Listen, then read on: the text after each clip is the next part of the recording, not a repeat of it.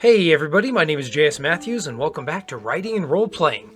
What you're seeing right now is a set of pretty cool, unique cards that I've made for my tabletop role-playing games, and that's going to be what today's episode is about. I'm going to be showing you guys a couple things here. First of all, we're going to talk about kind of my inspiration for these cards, why did I decide to use them, their purpose, kind of what they do, what do they do differently than just handing out, a little scrap of paper with the name of a weapon on it. And then finally, I'm going to show you guys how I make these. So let's go ahead and jump right on in. Now, the inspiration for this actually came from the fact that I'm a big board game fan. One set of board games I really enjoy is called Descent, Journeys in the Dark. I have both the first and second edition. I have everything for the second edition and most of the stuff for the first. But these games came with some really cool stuff. Lots of tokens and dice and cards and all sorts of stuff. And not only did I enjoy the games, but I liked all of these things. And I kind of realized when I started playing tabletop role-playing, why put all this to waste? Why just leave this stuff sitting in these boxes only for this game? And that was when I started using these for my games. Now, the second thing I want to talk about is the purpose behind these cards. Why not just hand them a sticky note with a, Mournhold on it, famous blade of the Dragon King, That's all well and good, and that works fine for some people. For me, though, I love the idea of having tangible things. What you're seeing on the screen right now is actually how I handle inventory with my Zombicide-based tabletop role-playing game. Again, I had a bunch of cards from Zombicide, and so I decided to start making my own cards that kind of expanded upon how that system worked. And I love the idea of having like a physical thing my players can touch and look at. And from everything I've heard from them, they absolutely love it. It's fun to be able to loot something and actually get, a new weapon and actually pull it out. I also have a bunch of little bullets there at the bottom that actually allows them to cross off how many bullets they've shot in their gun. Again, it's a great way for me to balance melee with ranged combat. If you're going to be doing ranged combat, you're going to have ammunition. And so that gives an advantage to melee when it comes to the fact that you don't have to keep reloading your weapon. And again, it's just one of those things that I love the idea of tangible things. I know it adds a little bit to the crunch, and it's a lot of prep, and it's a lot of work, but personally, I enjoy that stuff, and I really like seeing my players' faces when I hand them a card, and they see that they've received, this amazing 50 caliber sniper rifle that's blowing away everything that they have so far. So that's kind of the reason behind this, the inspiration behind this. So let's go ahead and jump in now, and I will show you how I make my cards. Now, to start off here, we're going to just open up a blank PowerPoint presentation. I like using Microsoft PowerPoint. It just makes things easy, and I'll show you why in a second. I also have 3 images selected here. I just typed in a couple different things to find some different kind of parchment textures. And all I'm going to do is open up the image, right-click, copy, Control-V to paste, and that's pretty much it to get that into PowerPoint. And now I have kind of the basis for my card. Again, I've done things differently. I've used templates from Zombicide to make Zombicide looking cards. I've used templates from Descent to make cards that blend in with that. And now I've started making kind of like my own cards. Now this right here, what I'm showing you, is why I use PowerPoint. You can actually click on an image, go to picture format at the top, and then all you have to do is click on remove background, and you can actually remove anything that you don't really want. And all I'm doing here is just kind of clicking on the various areas I want to keep, and that allows me to eliminate the white area around it. And yeah, then I'm just left with my nice little scroll there. And then this is really important later on when we start getting our weapons. We're going to make some weapon cards here, just some swords. And again, I like using a couple different styles of these scrolls here because I want to have different levels of weaponry. So, this last one here, this will be a legendary weapon, and then the first one will be sort of like a very basic common weapon, like an iron sword, and then the second one will be something kind of in the middle there. So now that we have the basis for our cards, the next thing we're going to need is the actual artwork. So let's go ahead and grab that. All right, so I picked out a couple different swords. I have a nice little iron sword here. I decided on Underil, the Flame of the West. Of course, one of my favorite swords of all time. And then this one looked pretty cool as well. So we're going to go ahead and start with this iron sword. Just right-click, copy, same thing. and paste. Now this one doesn't have a background, which is really convenient. This is of course the Iron Sword from Skyrim, and I will tell you right now, Skyrim, Elden Ring, Dark Souls, they have a lot of PNGs online. Those are portable network graphics, and they don't usually have the background, so you don't even have to remove anything. You can just paste them in there, move them wherever you want, and you are good to go. Let's go ahead and grab Onderil here as well, and again, it's a PNG, so I don't have to deal with that. I will eventually flip it and face it the same way as the other sword. I kind of like doing that. I like having each of my cards kind of facing the same way. You'll see me position it a little weird here, but I'll fix it coming up here. All right, finally we're going to grab our other sword here. Again, copy paste. Now this one has a background, so when I throw it in, I'm going to use the same tool, picture format, remove background. And all I have to do is just mark the areas I want, and you can see it's pretty easy with this. It takes me a second to get it right. Sometimes it likes to select the background, sometimes it likes to eliminate part of the sword, so you just got to kind of fiddle with it. And again, this is for those of us that don't have Photoshop or don't want to learn how to use it.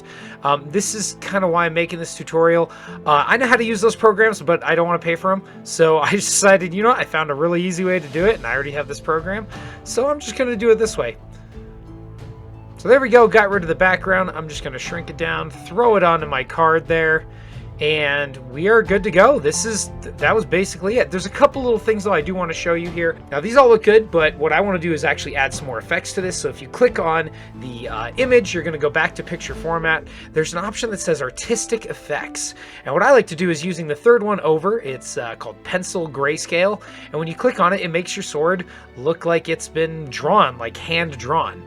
And I really like that. I think it adds a little bit to, you know, kind of like it's on the scroll now. It looks like it's actually literally been drawn on there.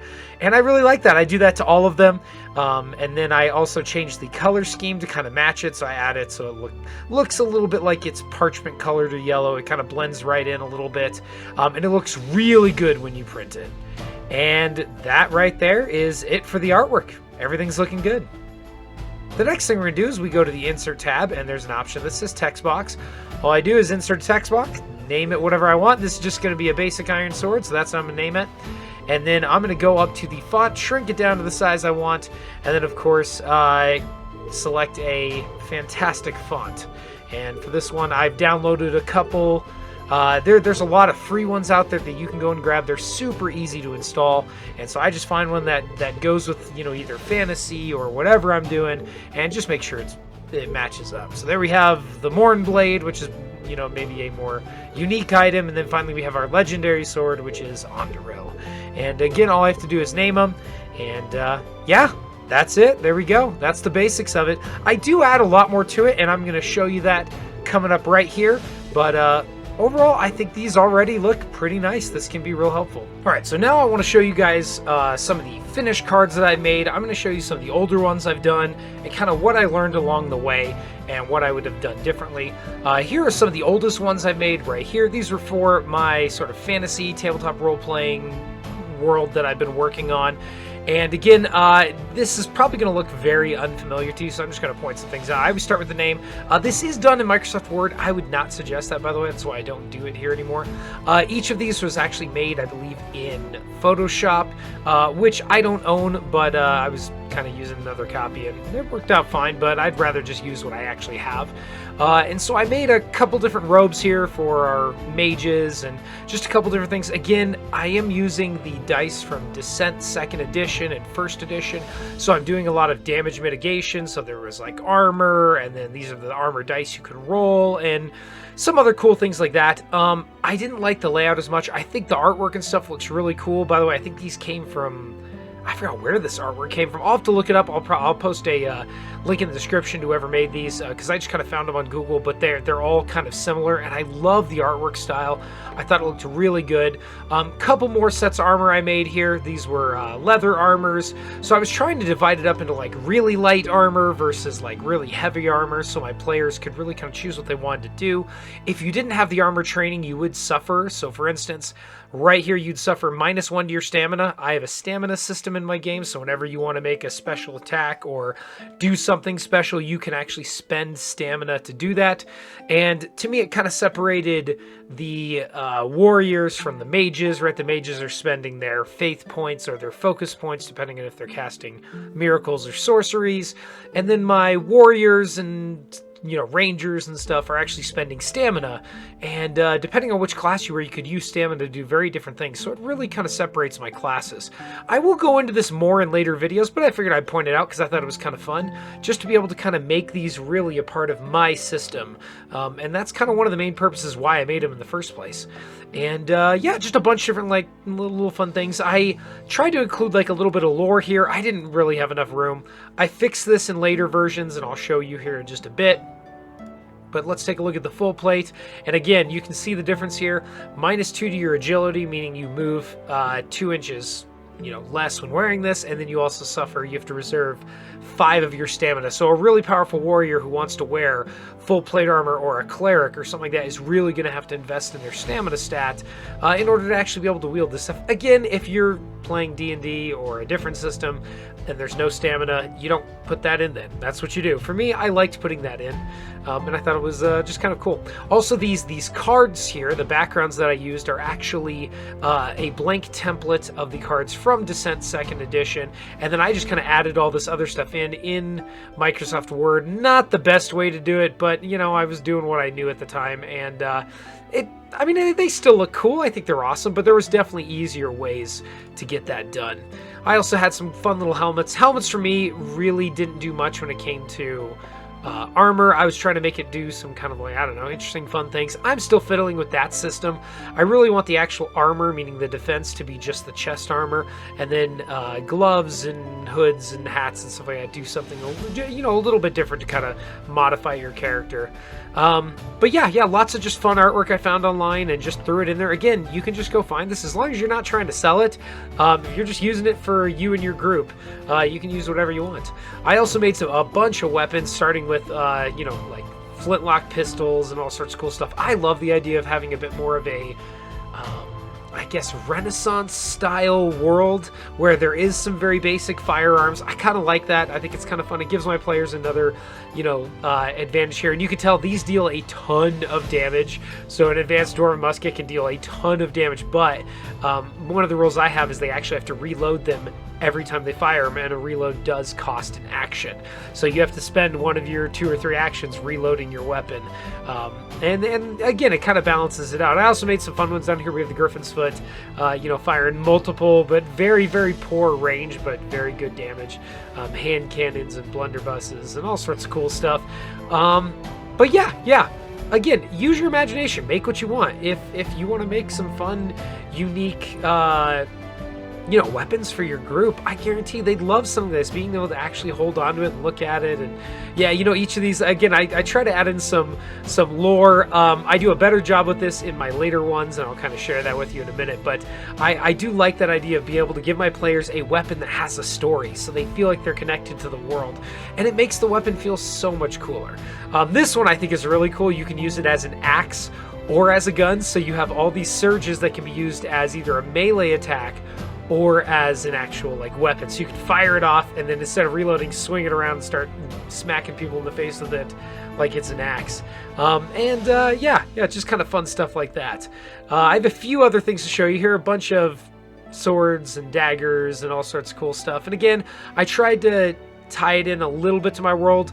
Again, it's kind of something I learned over time, was just to slow down progression, especially, so don't get super ultra powerful weapons, but rather kind of keep the damage low, keep the health points low. It makes everything a lot easier to plan around, and then you're not doing, like, I dealt 200 damage. Yeah, well, the guy has 1,000 health, so yay. I'm like, why not just deal 2 damage and have him have 10 health, or 100 health, whatever the math is going to be.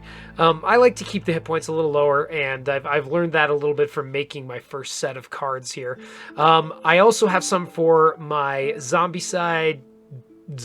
tabletop role-playing game. I'm actually turning this into an actual product eventually. At least that's my plan. So none of this stuff will be in it. Obviously, I won't be using the Zombicide card backgrounds, but you can find blank Zombicide cards and make whatever you want.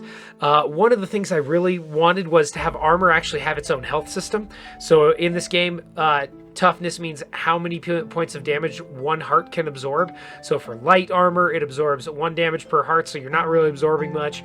But if you're going with the heavier armor, you are going to suffer, movement penalties, and it draws attention to you with noise. And so there's a bunch of fun little systems I threw in here just to make your choice in armor actually interesting and make it matter. And my players have really liked it so far. It's fun to kind of decide, well, do I want to take a hit or do I want to damage my body armor? If your body armor does eventually get destroyed, it's gone. I mean, you can't, once something totally breaks, you can't repair it. So if you have like 1 heart left on your body armor and you really like that armor, you may have to just tank a hit on your character, and that way you don't damage the armor. I let them kind of pick. It's a fun little system. I haven't fully fleshed it out, but so far it's been working great, and it's really fun to play with. I also get, kind of like holster slots and stuff like that, so they can hold extra weapons and more ammo and things like that, because in my game every weapon has ammo and stuff. Here's some cool little range cards I made. Some of these are custom, some of them are not. This one is not custom. That was made by somebody else, but I added in a few extra little things, like if you roll a 6, that hit deals +2 damage, things like that. Made some fun little revolver weapons, and again, something I was trying to go for was to make these all kind of different. I did fiddle with this even more and really kind of move past just limiting myself to the zombie side ideas. But I still thought the artwork and stuff was really fun. Again, there's ways to cartoonerize basically any image. So this was actually an image of Mosin Nagant. I threw it into Photoshop, used the cartoonerize little, or I think it's called posterize filter, and just made them look kind of cartoonish, and then threw them on there and saved it. And yeah, pretty easy to do. But again, using PowerPoint is a little bit easier because, number one, you don't have to learn a whole new program, and number two, most people have access to it. So now the last thing I want to show you here is my updated cards. These are for that zombie survival sort of tabletop role-playing game, and I really like this design a little better. I like sort of the pencil sketch black and white feeling to it. Makes it feel a little more grim, a little more dark. I also added in how many hands it takes to wield the weapon. So if you want to wield the Bone Ripper, it's only 1 hand. It's a one-handed weapon. It has a range of 0. It has 1 dice to hit, and it hits on a 4+, and it deals 1 damage. The other cool thing I added in is this right here. I actually have a system where anytime you're using a weapon, if you roll any 1s, at least in this system it's using d6s, so we're using 6-sided die. Every time you roll a 1, you have to roll a d20, and if you roll a 1 on the d20, that weapon, something happens to it. In this case, if you roll a 5+ on the d20, this bone club will completely shatter. So the bone weapons actually have a really high chance of just breaking. So every time you roll a 1, you have to roll a d20, and if you roll a 5 or lower, that weapon is shattered. I kind of thought it'd be kind of fun to have these real crappy kind of makeshift weapons that raiders use, and me as the DM, I also have to do that. So there's times where these raiders are running at my players and swings at them, and their bone blade just shatters. The first hit, and they're left without a weapon. Or my players, they're fighting, and their weapon breaks, so they have to pick up a bone club and start beating people with it, and then that breaks, and I got to find something else. It really adds to the chaos of combat. And again, though, that's kind of what I want. I talked to my players beforehand. I'm like, look, combat is going to be chaotic. It's going to be nuts. You're going to be shattering weapons, and your weapons are going to be jamming. And it really makes the zombie combat very intense and very fun. I also have made a bunch of different levels of weapons. So we have scrap swords. They, again, still shatter on a 5.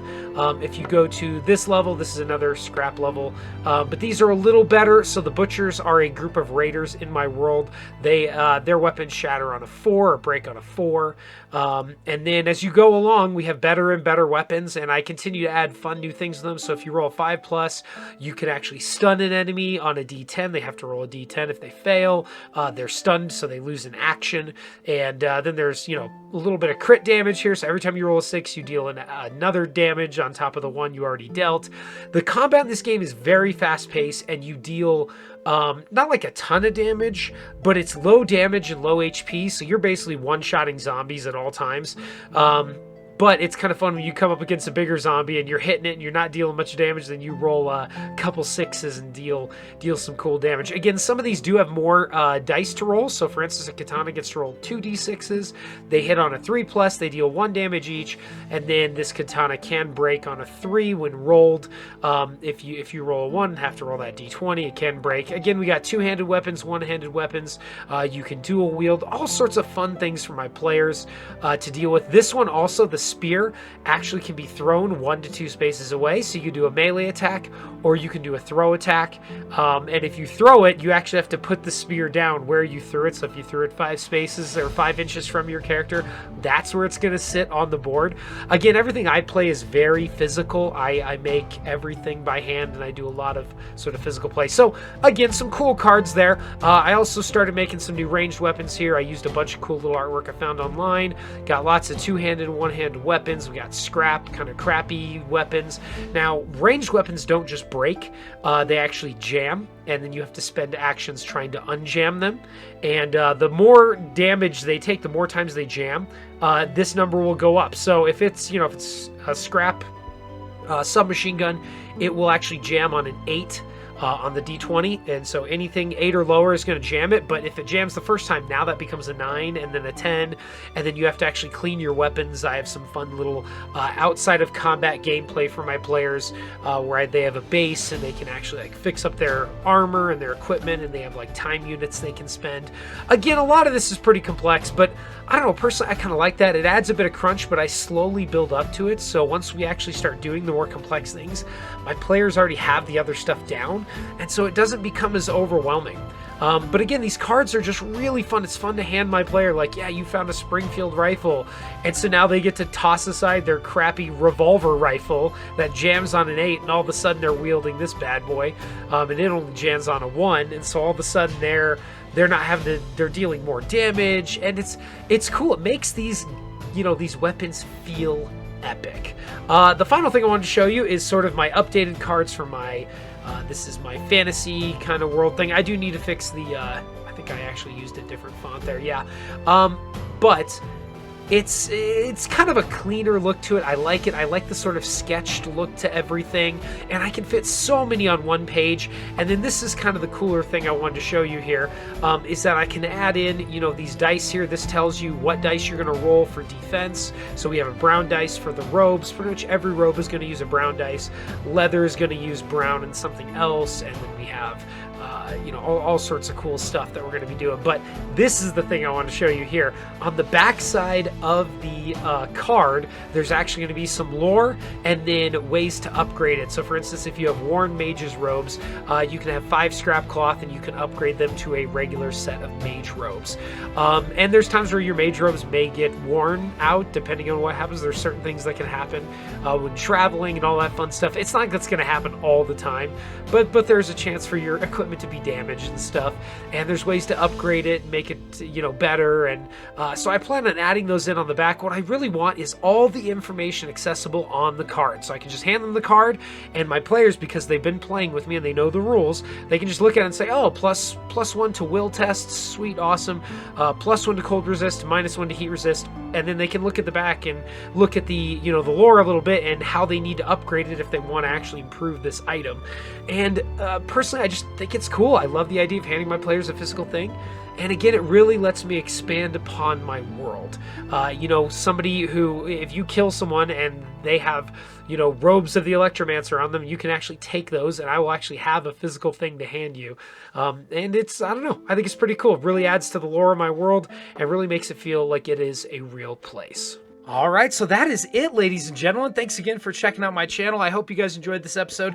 I really love the idea of making stuff for my players. I plan on making more videos like this. I actually do ammo counters, and I make my own 3D inventory slots. I think I showed that earlier in the video. But I really like stuff like that. I don't just like the crafting side of the actual terrain, but I actually like crafting things my players get to hold. So when I hand them their bow and their quiver, they actually get like a little quiver and it's got some little arrows in it. And that way when they spend an arrow, they can pull it out and set it down right on the table where they shot it, and they can actually pick it back up then.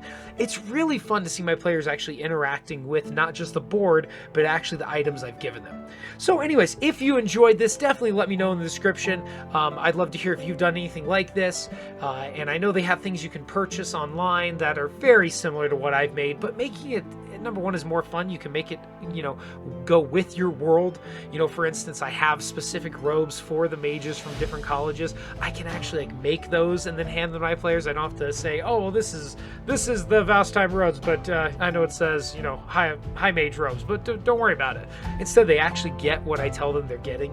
But yeah, if this isn't your thing, again, let me know in the comments. Let me know what you do. Is this a little too crunchy for you? A little too over the top? Let me know. I'd love to hear your thoughts. Anyways, thanks again for checking out my channel. If you enjoyed it, leave a like and maybe even subscribe. It would definitely help me out. I have plenty of other videos coming your way. Lots on writing, lots on role-playing. I should be having a video up every other Wednesday, so that's about 2 a month right now. If I can ever get a few extra out, I usually try to, but right now, unfortunately, with school going and stuff, it's just busy, and that's just the way it's going to be. But about 2 a month is what I'm shooting for. And again, if you ever want to support me or my channel, just check out my books on Amazon. I always put links in the description of the video. So, you all have a wonderful day. Thanks again for hanging out with me. I will see you in the next episode, and good luck with all your writing and role-playing. You all take care now.